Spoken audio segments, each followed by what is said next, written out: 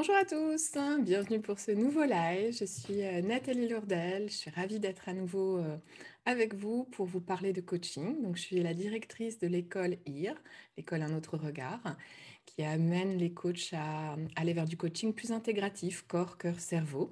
Et je suis avec mon acolyte Chloé, avec qui nous co-animons beaucoup. Chloé, je te laisse te présenter. Oui, donc je suis responsable pédagogique à l'école et coach, superviseur de coach et formatrice de coach en devenir et de coach aussi en approfondissement pour la formation Master Coach qu'on va lancer en mars 2023. Voilà, donc aujourd'hui, le sujet, c'est êtes-vous fait pour le métier de coach? Qu'est-ce qui fait qu'on peut se dire que ce métier est fait pour nous? Donc, on avait envie avec Nathalie de vous raconter ce qui s'était passé pour nous. Alors, est-ce que tu veux commencer, Nathalie, à raconter qu'est-ce qui fait que tu t'es formée au métier? Alors, il y a plusieurs étapes, mais je vous la fais la version courte. Donc, moi, j'avais un doctorat en pédagogie et en écologie et en développement durable. Donc, je passais beaucoup de temps à faire des conférences autour de la transition écologique et tous ces sujets. Je travaillais beaucoup pour le ministère de l'écologie. Et puis, je m'apercevais que j'améliorais le contenu, l'intellect, le pourquoi il faut faire de la transition écologique, le changement climatique et tout ça. Et qu'en fait, derrière, il n'y avait pas forcément d'action. C'est « Ah oui, oui, on a compris, c'est important ». Et qu'il y avait une sorte de décalage entre le contenu et la réalité du quotidien et les décisions qui étaient prises derrière. Donc du coup, je me suis interrogée, je me dis « Bon, là, ça ne va pas pour le changement, ça ne change pas ». Et du coup, je me suis formée aux neurosciences d'abord. Et puis après, sur mon chemin est arrivé le coaching, c'est-à-dire vraiment cet esprit d'accompagner le changement, en fait, de passer d'un j'ai compris à j'agis. Et ça m'a vraiment passionnée de se dire qu'est-ce qui se passe dans un cerveau humain pour qu'on se dise oui, oui, c'est bien ce sujet, et pourtant il ne se passe rien. Et je pense qu'on l'avait tous vécu dans notre vie. Ah oui, il faudrait que je fasse ci, il faudrait que je change de métier, et on ne change pas. Donc du coup, pour moi, c'est ça qui est passionnant derrière ce métier, c'est accompagner le changement en comprenant les freins parfois inconscients. Donc c'est pour ça que je me suis formée aussi à l'hypnose, et des freins parfois très humains, hein, très, très liés aux peurs, aux émotions, à tout ce qui peut se passer à l'intérieur. Et donc pour moi, l'art du coaching, c'est l'art de comprendre les subtilités, les complexités dans la nature humaine. Et toi, Chloé, Alors, pour pourquoi tu moi, as décidé de te former? j'étais experte de la culture chinoise, donc j'étais consultante formatrice et passionnée par mon sujet, mais au fil des années, je m'épuisais. En fait, je ressortais de mes sessions de formation, mais vraiment vidée, et je me ressourçais pas. J'étais Euh, alors au début, j'étais animée par la passion, donc ça allait, mais avec l'âge venant, au bout de 10, 15 ans, j'en pouvais plus. Et en plus, je vivais ce blocage-là dont tu viens de parler, c'est-à-dire que les formations que je faisais, c'est vraiment des formations où on remet en question son comportement, sa façon de communiquer, sa posture. Mais c'était en fait une compréhension mentale, intellectuelle que j'apportais. Et je me rendais compte que ça ne suffisait pas parce qu'en fait, ça ne permettait pas vraiment de transformer. Et parfois, je recroisais des stagiaires 2 ou 4 ans après qui me disaient ah, mais à nouveau, c'est difficile, j'ai du mal, etc. Et je me disais ah, bah, zut alors, tout ça pour ça. Donc, c'est ça qui m'a donné envie vraiment d'apprendre à accompagner parce que j'avais compris que, in fine, ce qui empêchait la communication interculturelle dans les équipes, c'était la capacité à créer la confiance, en fait, des relations de confiance, apprendre à écouter, apprendre à se parler. Et c'est tout ça que le coaching intégratif permet, finalement. Bon, est-ce qu'on a envie de partager avec vous? Parce que nous, on fait des entretiens, en fait, pour rentrer dans notre école, pour voir si les personnes sont au bon moment de leur vie pour devenir coach, pour s'inscrire dans notre formation. Et parfois, et avec grand plaisir, on accueille des gens qui sont sur cette voie. Et parfois, on leur dit aussi, peut-être, c'est pas le moment, ou il y a besoin d'autre chose avant. Et pour nous, c'est important que vous compreniez que ce qu'on vise, c'est à former des coachs professionnels qui seront opérationnels derrière. Donc, c'est pour ça qu'on a un processus de sélection à IR. Et on va vous partager ça. On a repéré 4 grands indices qui permettent de se dire, est-ce que c'est le moment pour vous d'entrer ou de vous former au coaching? Donc, on va vous les partager. Je vous les annonce peut-être et après, on va détailler. Et surtout, bienvenue à vos questions. S'il y a des besoins de précision, si vous avez des questions auxquelles on n'évoque pas pour le moment, allez-y, posez-les-nous. On répondra avec grand plaisir. Donc peut-être le premier point qu'on s'est dit, c'est une envie d'accompagner l'humain. On va le développer.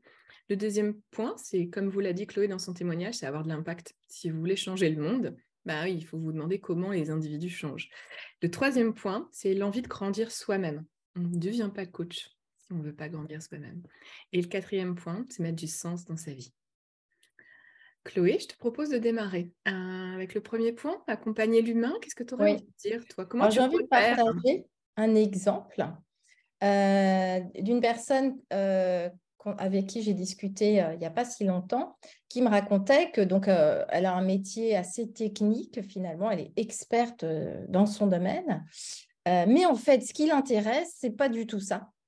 C'est justement la dimension relationnelle, la dimension humaine, comme elle dit, ou RH, du fonctionnement des équipes, du développement des individus, etc. Donc ça peut être un premier indice, c'est de se rendre compte qu'en fait, dans mon métier, ce qui m'intéresse, c'est plus mon métier, c'est la dimension relationnelle. Et évidemment, je n'ai pas assez de place et je ne suis pas assez outillée pour le faire parce que ce n'est pas mon cœur de métier. Donc, j'ai besoin d'apprendre à accompagner. C'est la première chose. Qu'est-ce que tu dirais, toi, sur cette dimension envie d'accompagner? Alors, je dirais que sur les entretiens que j'ai faits, là, pour les personnes qui veulent rentrer et se former au coaching à IR, c'est des gens qui sont déjà souvent dans le lien humain, c'est-à-dire des formateurs, des consultants, peut-être des gens qui sont aussi dans les RH ou dans les entretiens, dans les cabinets de recrutement. Et donc, il y a déjà cette appétence pour l'humain qui est là. Et parfois, comme tu l'as dit aussi, quelqu'un qui est dans un service informatique, mais qui se dit, mais je me suis trompée, j'ai fait une école d'ingé, j'ai fait ça, mais finalement, moi, ce que je préfère dans mon métier, c'est les réunions, qu'on travaille ensemble, qu'on innove ensemble. Donc voilà, donc, quand je décèle ça, pour moi, c'est l'indicateur principal. Vous aimez être en lien avec d'autres humains, c'est la première base, c'est ça, avoir envie d'être dans ce lien humain et de faire grandir les liens humains aussi. Et je dirais souvent, c'est des gens qui voient les limites aussi. Je prends un exemple aussi, quelqu'un qui est dans les RH et qui accompagne finalement dans sa structure d'autres personnes, mais qui au final voudrait aller plus loin, voudrait aussi aider les transformations ou soutenir d'une autre manière. Ou pour les personnes qui sont dans le recrutement, il y a des entretiens pour sélectionner les candidats, je vais dire classiques, en tout cas avec des questions, avec tout ça. Mais la personne sent qu'elle voudrait accompagner à un autre niveau et qu'elle sent qu'elle est limitée par son activité de recrutement ou de conseil RH. Et il y a cette envie d'aller plus loin dans le soutien humain. Je le qualifierais comme ça. Ouais, ça me donne envie d'aller au point 2, c'est-à-dire au deuxième indicateur. Pour nous, c'est envie d'avoir de l'impact. Je pense par exemple à une DRH qui voit des dysfonctionnements dans une équipe. Alors, elle donne des conseils, mais les conseils, on sait bien que ça ne sert à rien. Les conseils, c'est fait pour ne pas être écouté. Et donc, elle est frustrée parce qu'elle se dit, mais il y aurait tellement de choses à faire, mais je n'arrive pas à être, à avoir de l'impact. Ou alors, elle voit dans la posture d'un manager que vraiment, ça dysfonctionne. Il faudrait qu'il apprenne à écouter ou il faudrait qu'il soit moins agressif dans sa communication. Mais comment le lui dire et comment être entendu? Est-elle légitime pour le faire? C'est ça la grande question. Et du coup, là, vraiment, c'est le sujet de j'ai envie d'être utile, je vois les choses, je vois les dysfonctionnements, j'observe, j'ai cette compétence déjà d'analyse, d'intuition, mais je ne sais pas qu'en faire de mes observations et de mes intuitions pour avoir de l'impact. Effectivement, nous, on a développé avec Chloé dans le module de accompagner les transformations toute une approche sur la stratégie de coaching, parce qu'avoir des outils de coaching, n'importe quel livre ou n'importe quelle école peut vous les donner, mais ce n'est pas ça qui compte, c'est comment je stratégise ce que je vais faire au service de l'autre pour qu'il puisse aller encore mieux vers ses objectifs. Donc ça veut dire quoi? Vous pouvez voir le problème, même voir des pistes de solutions. Si vous les donnez à l'autre, il y a peu de chances qu'il ait envie de les appliquer, ou alors il va passer un temps à dénier ou à critiquer ou à dire que ça va pas marcher, des choses comme ça, et vous allez vous confronter à des résistances, les fameuses résistances au changement. Donc tout l'art du coaching consiste à questionner plutôt qu'à donner des conseils. Et à demander à la personne, OK, là, elle se trouve en situation difficile pendant ces réunions, elle ne comprend pas pourquoi, et elle s'énerve même quand elle le raconte. Et l'art du coach va être de dire, bon, et si vous étiez quelqu'un d'extérieur qui regardait les réunions, qu'est-ce que vous vous conseilleriez à vous-même? Donc le coach ne dit rien, mais par ces petites questions orientées solutions et stratégiques, c'est-à-dire la personne ne va pas l'entendre de quelqu'un d'extérieur, mais elle va l'entendre d'elle-même. Elle va s'auto-donner des conseils à elle-même, et là, ça passe, par exemple. Donc ça, c'est une stratégie de coaching. Quand on voit que la personne est bloquée, pour l'instant, elle ne voit pas son agressivité ou son énervement face à ces réunions qui se passent mal. Voilà, en tout cas, une des pistes. Et donc, du coup, avoir de l'impact. Parce que j'ai envie de dire, il y a plein de coachs qui viennent chez nous aussi, qui sont déjà formés au coaching, mais ils ont envie d'un coaching intégratif plus puissant. Donc nous, on ne travaille pas qu'avec les mots et avec les outils, on travaille avant tout avec la lecture du non-verbal, avec le corps, mais aussi avec la compréhension fine des émotions que m'envoie mon client. Qu'est-ce que je ressens quand je suis en face de mon client? Qu'est-ce que ça dit de moi? Qu'est-ce que ça dit de la relation? Qu'est-ce que ça dit de cette personne? Et on apprend à nos coachs à distinguer ces différents niveaux finalement et à les utiliser au service de l'analyse méta et de la métacommunication et de manière à être plus puissant. Et donc voilà pourquoi on pense que c'est un point clé derrière devenir coach. Si vous avez envie d'avoir un impact et d'accompagner les changements et d'avoir un impact durable, c'est un peu ce que tu évoquais tout à l'heure. Parce que parfois, la personne prend la suggestion, le conseil du consultant, ça marche un peu et puis ça retombe. Et donc, du coup, c'est qu'on n'a pas été au cœur du sujet, c'est qu'on a pallié en mettant un pansement ou en mettant un peu de médicaments sur le problème, mais on n'a pas soigné la maladie au fond, on a soigné les symptômes. Alors moi, ça me parle beaucoup parce que tout à l'heure, je te disais que ce qui, moi, me bloquait, me frustrait, c'est que finalement, mes stagiaires, ils avaient une compréhension intellectuelle du problème et donc des solutions que je proposais, mais qui étaient finalement comme des sortes de protocoles. Et ça résonne avec ce que tu racontes sur les écoles de coaching qui fournissent à leurs élèves un protocole. Voilà, c'est un outil, il faut appliquer ça. Et en fait, on a aussi à lire des gens qui ont fait des écoles comme ça et qui se rendent compte en fait des limites parce que de cette vision très technique du coaching, parce qu'en fait, le changement, il se passe dans le corps et il se passe dans les émotions. S'il n'y a pas d'émotion, il n'y a pas de changement. Et dans le corps, c'est là qu'on va ancrer les changements dans la posture, dans le non-verbal. Et c'est vraiment ce langage systémique que nous, on enseigne à nos élèves et qu'on leur apprend à incarner et à lire aussi chez leurs clients. Et c'est ça, en fait, qu'on appelle le coaching intégratif. C'est d'avoir vraiment la capacité à modéliser, donc à incarner en tant que coach ce que vient chercher le client. Un client ne choisit jamais son coach par hasard. Il choisit son coach inconsciemment et après ça devient conscient, mais en général parce que ce coach incarne ce qu'il a envie, lui, d'incarner dans sa posture, dans sa façon d'être. Et du coup, c'est toute la dimension aussi d'inspiration du coaching. Oui, et d'ailleurs, émotion en latin, c'est mettre en mouvement. Donc, si on veut mettre en mouvement les gens, c'est comment on va aller au cœur de la motivation et des émotions qui les touchent. Et on a Amanda qui nous dit absolument, rajouter la dimension gestion émotionnelle au métier RH est essentiel. Et effectivement, et j'ai envie de dire, on est dans un monde quand même de plus en plus standardisé où on cache les émotions, en tout cas, c'est censé pas être professionnel, et on essaie d'être rationnel alors qu'on est des êtres émotionnels fondamentalement. Donc, et j'ai envie de dire, pas qu'au métier RH, en fait, on peut rajouter ces dimensions-là, même aux tensions d'équipe. Moi, j'accompagne dans le ministère de l'Intérieur. Il y a plein d'émotions aussi qui se jouent, notamment quand on est sur des sujets difficiles où il y a des décisions juridiques derrière, il y a des expulsions parfois. Donc oui, il y a des émotions à tous les niveaux. Et si on ne les prend pas en compte, c'est là où la cocotte minute émotionnelle explose. Et c'est peut-être intéressant de se rendre compte qu'il vaut mieux intégrer cette paramètre de l'humain plutôt que d'essayer de se cacher derrière des papiers et des cases et des protocoles. Oui, c'est d'ailleurs, pardon, Non. excuse-moi, c'est d'ailleurs une des premières choses qu'on apprend dans la formation accompagner les transformations, devenir coach, c'est à accueillir l'émotion de l'autre. Parce que si j'apprends à l'accueillir, je lui permets déjà de prendre de la distance par rapport à cette émotion, de la mettre à distance. Ça ne veut pas dire la nier, ça veut dire pouvoir la regarder en face, que ce soit de la peur, de la colère ou de la tristesse, pouvoir la nommer.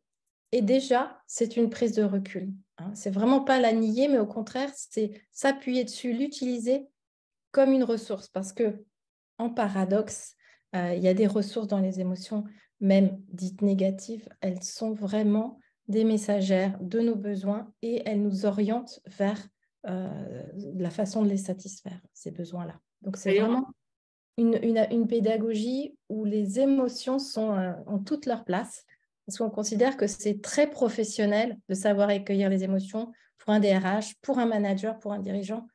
Ça devrait d'ailleurs être enseigné à l'école. Et d'ailleurs, on a tellement de demandes là-dessus qu'on va vous proposer en début 2023 une session spéciale, apprivoiser votre GPS émotionnel pour justement mieux gérer les situations et utiliser ces messages comme indicateurs pour vous ajuster dans votre contexte professionnel. Donc, pour ceux qui sont intéressés, bientôt en ligne sur le site.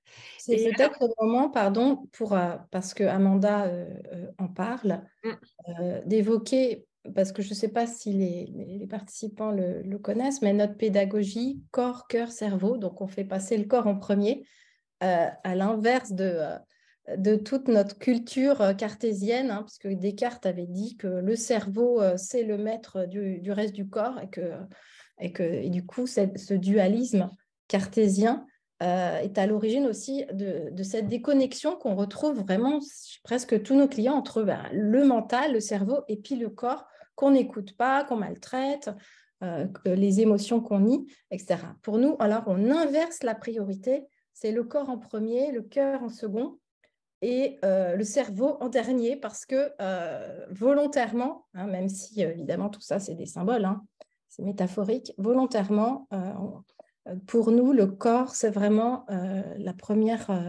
premier outil de coach. Et donc, Amanda complète son message en disant « Passer du cognitif au corps est primordial, comme on l'enseigne en sophrologie ». Et effectivement, quand on parle de coaching intégratif, on a, donc moi je suis formée en hypnose, mais qui est quand même assez voisin sur certains éléments de la sophrologie, on a quelques ateliers où on utilise aussi la visualisation et toutes ces approches-là pour se reconnecter au corps et au mental et aux émotions de manière un peu autre. Donc, on est complètement en phase.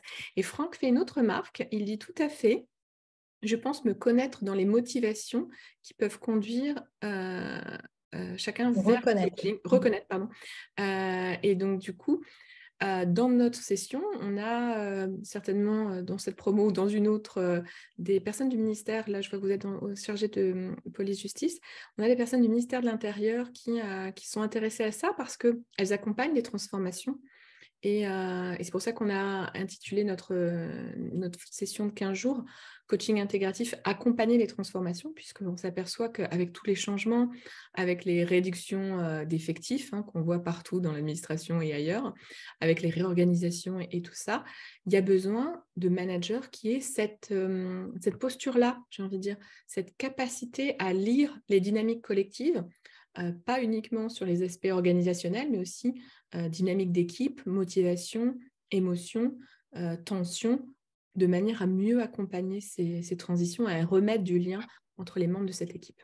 Donc, bienvenue aussi à ceux qui sont en interne et qui veulent juste améliorer leur capacité managériale, de management de transition ou d'agilité managériale. Oui, parce qu'il y a beaucoup de managers qui sont submergés par ces émotions-là et qui sont au bout du rouleau, en fait, hein, parce que absorber tout ça, c'est toxique. Donc, c'est comment j'accueille, mais sans me laisser contaminer par toutes ces émotions, mais en me laissant traverser par ces émotions, mais sans qu'elles restent en moi et qu'elles m'abîment. Et puis, il y a Lydie. Donc, Lydie, c'est c'est une coach toute nouvellement certifiée de la première promotion qui témoigne que oui, c'est vrai, c'est puissant et ça marche, cette pédagogie. Donc, merci Lydie d'être là. Alors du coup, je fais une belle transition avec le troisième point qu'on voulait évoquer. Pour nous, voir si vous avez envie de devenir coach, c'est grandir vous-même. Est-ce que vous avez envie d'évoluer? Est-ce que vous sentez à un stade de votre vie où vous êtes un peu bloqué, vous avez fait le tour de votre métier et vous avez vraiment envie d'explorer aussi qui vous êtes, vos réactions pour aller plus vers vous-même, j'ai envie de le dire comme ça, parce que nous, on l'assume, on a une pédagogie transformante, vous ne ressortez pas comme vous êtes entré, c'est comme le symbole de la chenille et du papillon. On ne cache pas qu'il y a une petite période de bouillie de chenille au milieu, c'est-à-dire où vous êtes dans la transformation, comment aller vers un nouvel élan, à déployer vos ailes, et on vous accompagne vers cela, parce que pour nous, on peut vraiment accompagner les transformations quand on s'est transformé soi-même. Parce que dire aux autres, faites comme ci, faites comme ça, il n'y a qu'une seule manière de vraiment accompagner, c'est de l'avoir vécu et de l'incarner. Ouais, il y a beaucoup de gens qui viennent à l'école IR parce qu'ils disent j'apprends plus. Je n'apprends plus dans ma vie et je me sens, je me sens desséchée, je me sens arrivée au bout d'un cycle, je ne me régénère pas. Et ça c'est un bon indicateur que peut-être c'est le moment de vous former au métier de coach parce que dans notre pédagogie, non seulement vous allez vous former au métier de coach, mais vous allez être coaché dans le collectif de façon individuelle parce qu'on est toujours 2 intervenants pour des petites promos d'environ 10 personnes. Donc, vous êtes vraiment accompagnés individuellement à travers les feedbacks qu'on va vous faire, les observations, les débriefings, et aussi par rapport aux objectifs de développement, de croissance que vous vous serez donné vous-même pour la formation. Et vous serez aussi accompagné comme une équipe parce que la promo, on la coach comme une équipe et donc vous allez aussi apprendre le coaching collectif. Donc vraiment, dans ces 3 dimensions, formation au coaching, coaching individuel et coaching collectif, vraiment, vous allez vraiment, je dis vraiment, vous allez vraiment, je me répète, vivre une transformation. Parce qu'on ne peut pas accompagner les transformations si on ne les a pas vécues soi-même. C'est ça, en fait, notre croyance forte. Et j'irai même plus loin. J'ai envie de dire, pour moi, j'ai choisi ce métier parce que j'évolue en permanence. C'est-à-dire que la manière dont je coach aujourd'hui, c'est pas ce que je faisais il y a 10 ans. Et je pense que dans 10 ans, je serai aussi différente, je vais encore évoluer. Et pour moi, c'est un métier où on continue à grandir en permanence et à se transformer, à évoluer, à apprendre sur soi, sur l'autre, sur la nature humaine, sur les êtres humains ensemble, parce que les collectifs, effectivement, c'est un petit peu plus complexe. Mais ce qui m'intéresse, moi, profondément dans ce métier, c'est qu'il m'amène à grandir, à me questionner sur moi-même. Et je pense que pour tous ceux qui ont envie d'évoluer, qui ont cette curiosité de la vie et d'apprendre en permanence, c'est le métier idéal. Donc, en tout cas, nous, dans les gens qu'on sélectionne qui vont entrer dans notre école, on recherche cette appétence, cette envie de grandir. Et là, bienvenue à IR. Si vous avez envie de grandir, nous aussi. Et l'école va grandir aussi. Donc, comme vous l'avez compris, on a lancé l'école cette année. D'ailleurs, j'en profite. Vous voyez là, l'image que vous avez derrière, c'est la baie vitrée de l'école. Donc, c'est encore en travaux. C'est un peu, on va dire, je fais ma visualisation positive. Je vois que bientôt, on vous formera dans cet environnement. Donc, c'est à Montparnasse, mais vraiment à 2 minutes à pied de la gare Montparnasse. Et là, pour l'instant, c'est en travaux. Donc, pour moi, c'est dur. Ça n'avance pas vite. Je veux que ça grandisse vite, mais voilà, je visualise le positif en mettant ce fond d'écran. Ça ne nous a pas empêché de lancer la première promo et la deuxième qui commence le 14 décembre, donc dans 15 jours. Voilà, donc il reste 2 places. Donc si vous souhaitez faire partie de cette deuxième promo, si vous souhaitez monter dans le train en marche, voilà, contactez-nous parce qu'en effet, il reste 2 places pour des personnes qui sont prêtes à devenir coach. On a une remarque de Francis qui nous dit « Les émotions sont de l'énergie en mouvement et motion. Tenir compte du cerveau à l'échelle cellulaire, microscopique et à l'échelle macroscopique, la gestion des émotions comme l'intelligence de l'énergie en mouvement. » Intelligence émotionnelle. Merci. Tout à fait d'accord. Dans émotion, il y a motion. Donc, il n'y a pas de changement sans émotion. Ouais. Donc, bienvenue aux émotions. Il est médecin urgentiste et effectivement, je pense qu'il y a aussi peut-être beaucoup d'émotions à gérer dans le contexte hospitalier. Et il y a aussi, malheureusement, au regard du contexte actuel, certainement beaucoup de transformations à accompagner. Mm. Je pense qu'effectivement, nous, on est dans cet état d'esprit-là. On est dans des moments où la société, d'un point de vue économique, sanitaire, environnemental aussi, les crises écologiques, il y a beaucoup de changements qui s'acheminent. On doit accompagner les résiliences, accompagner les transformations. Et c'est pour ça qu'on pense sincèrement que le coaching est le métier de demain. Et c'est pour ça qu'on a envie, nous, de le transmettre, parce qu'il y aura besoin en interne et aussi en externe de gens qui ont cette appétence-là à favoriser ces évolutions. Ouais, Et, moi j'accompagne des hôpitaux et j'aimerais bien que les médecins se forment au coaching aussi. oui, pour qu'ils puissent accompagner leurs équipes dans les changements. En Ouais. tout cas, merci Francis de cette remarque. Il y a Amanda qui nous parle des 4 accords Toltec. Effectivement, c'est aussi un des piliers sur lequel on se base.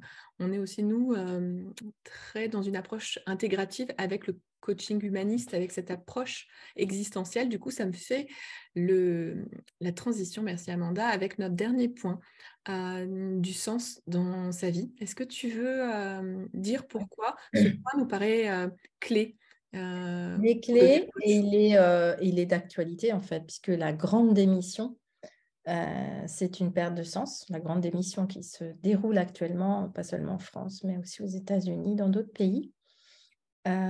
Et vraiment, le coaching, c'est la connexion au sens. On ne travaille pas en coaching sans un sens, sans une intention, que ce soit en coaching individuel ou en coaching d'équipe. C'est au service d'un sens qui est plus large que soi, qui est plus large que le collectif même. Et c'est la dimension éthique, en fait, du coaching. Le coaching, il est au service de la liberté, de l'autonomie, de la responsabilité de chacun, que chacun prenne sa part de responsabilité, plutôt que de rejeter la faute sur les autres. Il est au service aussi de relations de confiance et de réciprocité. Et donc, il est profondément écologique, le coaching. Les valeurs du coaching, c'est les valeurs de l'écologie, en fait. C'est la même... Finalement, c'est le même référentiel de valeurs. Et en fait, les gens qui viennent au coaching, c'est les gens souvent qui ont perdu le sens dans leur métier, dans leur vie, et qui cherchent un métier, une utilité, une contribution au monde qui ait du sens. Et fondamentalement, c'est ça qui relie les personnes qui viennent s'inscrire dans notre école. C'est des personnes qui souhaitent contribuer au monde et donner du sens en fait aux entreprises, aux organisations, aux personnes qu'elles accompagnent. Et moi, je dirais aussi donner du sens à votre vie. Si vous vous interrogez en vous disant, est-ce que mon métier a du sens pour moi? Est-ce que je suis motivée? Est-ce que j'ai envie d'y aller le matin, tout simplement? Eh ben, c'est peut-être là souvent qu'il y a des interrogations existentielles. Qu'est-ce que je fais? Qu'est-ce que je contribue? À quoi je contribue? Est-ce que je me sens bien là où je suis?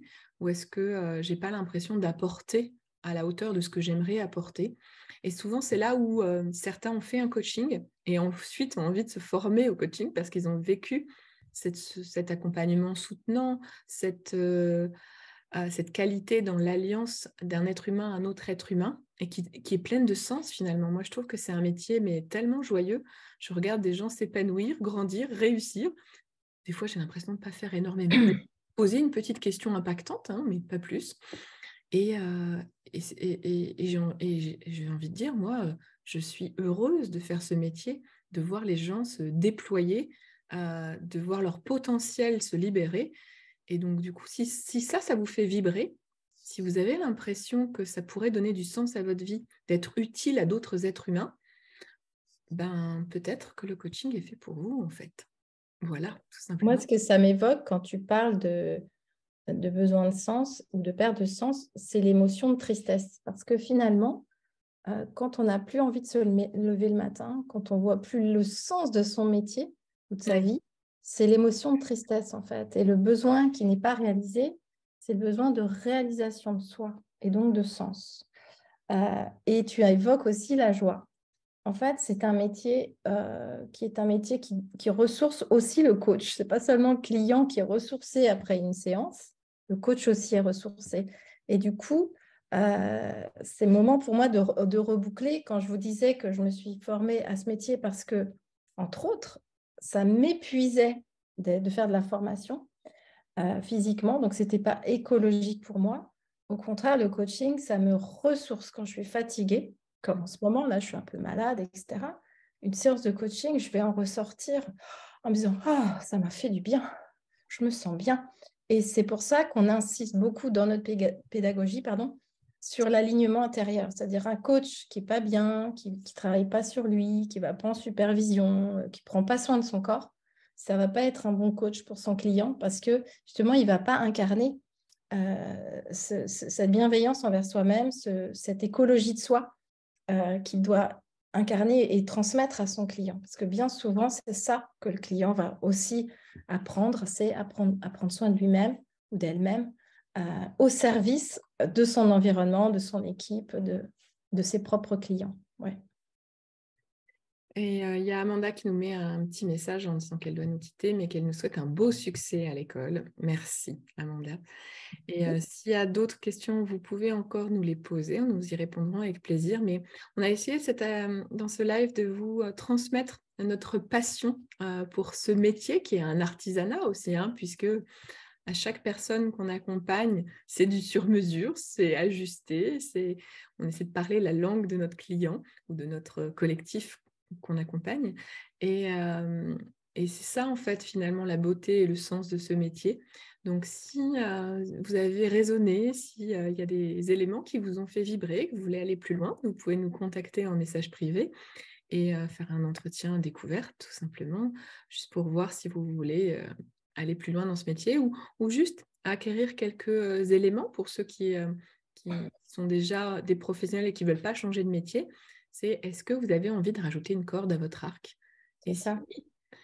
Le coaching est peut-être une corde, je dirais, c'est peut-être la plus utile dans cette période de grand bouleversement sociétal, d'avoir cette capacité de prendre un pas de recul et de ne pas se faire embarquer par les contagions émotionnelles où on trouve que tout va mal, que l'économie s'effondre et que tout le reste. Comment je peux être sur le côté en voyant qu'il se passe des choses, mais en n'étant pas impacté et, j'ai envie de dire, figé dans l'immobilisme lié à ces pressions que l'on peut vivre, mais être décalé pour accompagner ces changements et ne pas rester dans ces situations désagréables finalement. Je vois que ça résonne pour Laure qui dit « Je m'y retrouve d'autant que je suis dans la sensibilisation à l'environnement depuis 20 ans et que je pense en avoir fait le tour. » Donc, tu vois que voilà, ça résonne pour Laure. En effet, vous n'allez pas forcément tout de suite vous lancer en tant que coach indépendant. Il y a bien des personnes qui utilisent la posture de coach dans leur management, dans leurs accompagnements, dans leur formation. Parce que les managers qui ont été formés au coaching, les DRH qui ont été formés au coaching, ils ont complètement changé la façon dont ils utilisent leur énergie, ils font beaucoup plus attention à leur posture, ils ont appris à écouter, à faire des feedbacks plus impactants, ils ont appris aussi à avoir de l'influence sans chercher à convaincre.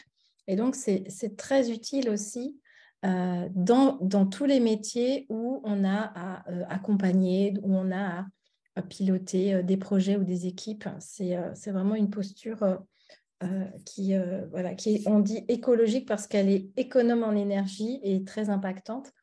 Et dans nos promos, on a des personnes qui sont coachs internes ou qui utilisent le coaching dans leur posture, mais qui ne sont pas forcément des coachs indépendants. Voilà. Donc, il y a toute une palette, toute une diversité de façon d'être coach. Alors là, du coup, j'en profite pour partager avec Laure, puisque mon premier métier, vous l'avez compris, c'est accompagner les transitions écologiques.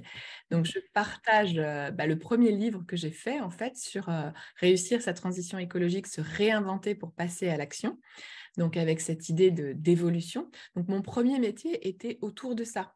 Donc, beaucoup avec le ministère de l'écologie, le ministère de l'agriculture, mais aussi les collectivités locales. Et l'idée, c'était quoi ? C'était d'accompagner les gens qui, en interne, étaient dans la mise en œuvre des plans d'action de transition écologique, de Grenelle de l'environnement et tous ces sujets. Et je retrouvais souvent des gens épuisés qui essayaient de convaincre, mobiliser, qui portaient tout sur leur dos, qui n'en pouvaient plus. Et donc, dans ce bouquin, en fait, j'ai fait une synthèse entre mon doctorat sur la pédagogie et le développement durable, donc comment on transmet les messages clés, et aussi le coaching, c'est-à-dire comment on accompagne à la juste place la transition sans la porter sur son dos finalement. Comment on favorise l'évolution sans se retrouver piégé et épuisé par ceux qui ne bougent pas. Et ça, c'est souvent un risque aussi dans les accompagnements, c'est de vouloir faire à la place de l'autre et se ressortir épuisé.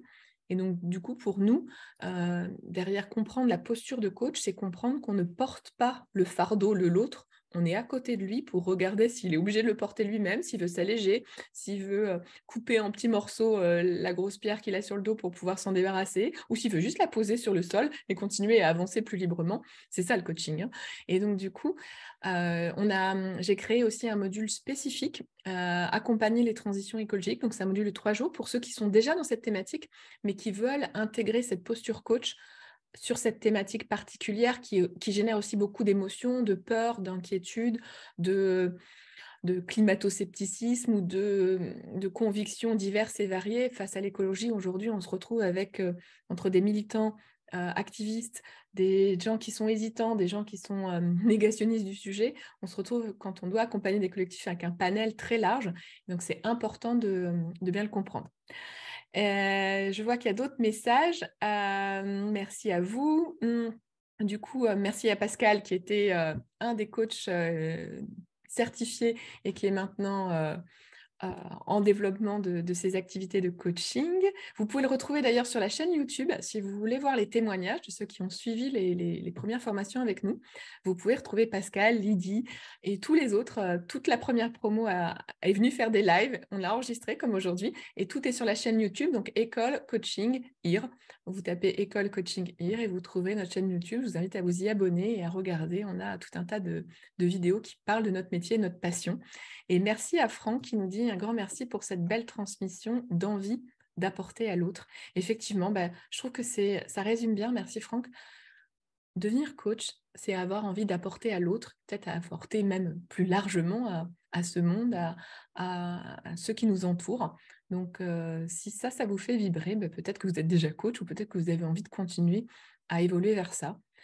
Je vois un petit message de Laure qui nous dit merci pour cette vision positive et votre bienveillance. Pour nous, c'est ça aussi. La bienveillance, c'est pas que affiché comme valeur, c'est au quotidien, dans notre façon de travailler ensemble, dans notre façon d'accompagner les gens qui ont choisi de venir à IR. Et c'est essentiel parce qu'on considère que apprendre dans le stress ou dans t'as pas suivi le protocole de coaching que je t'ai donné ou l'outil, c'est pas motivant et c'est pas un beau miroir à donner pour la suite aux gens que vous allez accompagner. Donc nous, on accompagne dans la douceur, dans la bienveillance, mais aussi dans la rigueur professionnelle parce que tous nos modules sont construits autour de la pédagogie et de la déontologie de la Fédération internationale de coaching pour développer les compétences professionnelles d'un accompagnant. On ne s'improvise pas accompagnant et malheureusement aujourd'hui, beaucoup de gens se collent l'étiquette « je suis coach » avec derrière pas les fondamentaux et pas l'éthique qui va avec. En tant que superviseur, on en voit beaucoup en effet. Les gens qui ont fait des écoles pas très déontologiques ou des écoles où ils sont ressortis avec un outil, un protocole et puis ils sont bloqués avec ça. Et du coup, ils ont des difficultés à se sentir légitimes et à trouver des clients. Donc ça, c'est vraiment dommage parce qu'ils ont dépensé pas mal d'argent pour finalement ne pas pouvoir se déployer. D'ailleurs, ouais. On avait fait un live spécial ensemble là-dessus. 70% des coachs ne vivent pas de leur activité, mais pour nous, c'est parce qu'ils ne sont pas des coachs professionnels. Ils sont coachs, ils ont des outils de coaching, mais le principal outil d'un coach, c'est lui-même. Donc, c'est comment je travaille, et ça revient sur notre point, hein. Devenir coach, c'est avoir compris que je vais aller grandir avec moi-même, avec mes forces, avec mes lumières, mais aussi que j'allais regarder mes ombres en face, mes peurs, mes difficultés, mes énervements, mes agacements face à certains clients, et comment je les gère, comment je les utilise au service de mon client sans lui renvoyer mes énervements à la figure, mais comment je les processe, comment j'accueille ces émotions-là et comment je les utilise stratégiquement. Donc, bon, est-ce que tu veux dire un petit mot de Bah, conclusion, peut-être Chloé? peut-être ça serait bien si tu l'as sous la main de mettre le lien vers la brochure Oui, de je la vais le mettre ça. formation Je te laisse faire la conclusion pendant que je fais ça. qui démarre le 14 décembre. Donc, ce sera la deuxième promo. Pardon. Il y en a une troisième qui démarre aussi début 2023. Mais, On disait, il reste ouais, quelques places dans celle qui démarre en décembre. Et donc, pour les personnes qui se disent, voilà, il faut, comme par exemple Laure qui disent, il faut que je change de métier ou de façon de faire, bonne question. Peut-être que déjà changer de façon de faire, en prendre moins sur votre dos, trouver une posture qui vous évite de dépenser gaspiller toute votre énergie à chercher à convaincre, ça peut être déjà un premier pas pour sortir en fait de la frustration, de la fatigue et voire même oui, de peut-être la colère aussi, de voir l'inaction des gens ou le fait qu'ils n'arrivent pas à changer. Et donc, je vous remercie. Donc, on avait à peu près 20 personnes. Et puis là, ça commence à baisser. C'est normal. C'est l'heure d'aller manger. Merci de votre attention. Merci de vos questions, de vos commentaires, de votre soutien. Merci à Lydie et Pascal, nos coachs IR qui étaient là. Et n'hésitez pas, en effet, à aller regarder leurs témoignages. Je trouve que c'est ce qui est de plus parlant, finalement, pour avoir un regard objectif sur l'école. Leur témoignage sur la chaîne YouTube de Nathalie Lourdel. Voilà. Et puis, au c'est plaisir école. d'avoir... Comment? La chaîne YouTube, c'est École Coaching IA. Mais École coaching. Voilà. je le remets Au dans plaisir d'avoir, voilà, d'échanger avec vous pour connaître voilà, vos envies, vos motivations et voir si on peut travailler ensemble. À bientôt. Eh bien, moi, ce que j'avais envie de dire comme message de conclusion, comme vous l'avez compris, si parmi ces indices qu'on vous a donnés, si vous avez envie d'être dans l'accompagnement humain, si c'est quelque chose qui vous motive, qui vous plaît déjà, c'est un premier indice. Si vous avez envie d'avoir plus d'impact, c'est là où le coaching stratégique, le coaching intégratif pourrait vous plaire, l'impact dans une réelle transformation des gens. Et si vous avez envie de grandir vous-même, c'est-à-dire que si vous êtes dans ce stade où vous vous dites, tiens, j'aimerais bien aussi déployer d'autres compétences, ouvrir d'autres potentiels à moi-même, et peut-être évoluer aussi sur mes petites difficultés, mes petits freins, si vous commencez à sentir vos freins et vous dites, j'aimerais dépasser ça, la formation va vous accompagner à vous transformer là-dessus. Et puis, si vous trouvez que ça manque de cohérence ou de sens à votre vie, voilà le dernier point qu'on a développé ensemble. Eh ben, bienvenue dans ce beau métier qu'est le coaching qui redonne immensément de sens à l'être humain au service d'un autre être humain dans le déploiement des potentiels. On vous souhaite à tous de belles évolutions et puis si ça vibre, bah, rappelez-nous. Bonne journée. Merci. Au revoir.